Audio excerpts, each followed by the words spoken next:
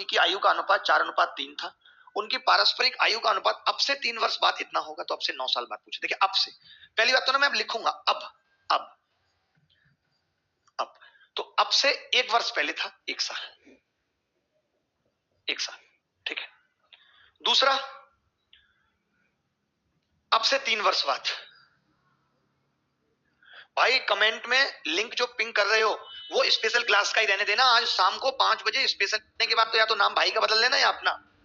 शाम को 5 से 7 रेडी रहना।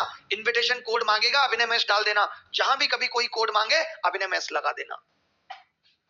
3 वर्ष बाद हो गया।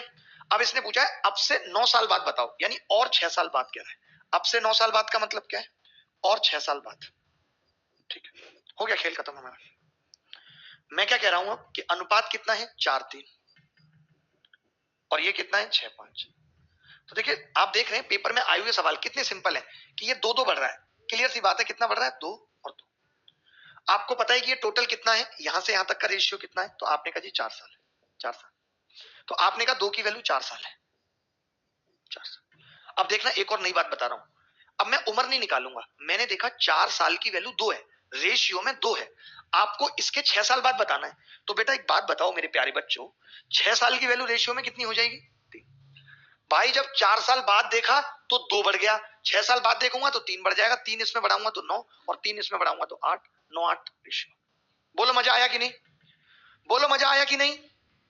बोलो रे। आज से ना वफा होगी ना वफा की बात होगी, अब किसी से भी हो मोहब्बत पर जॉब की बात।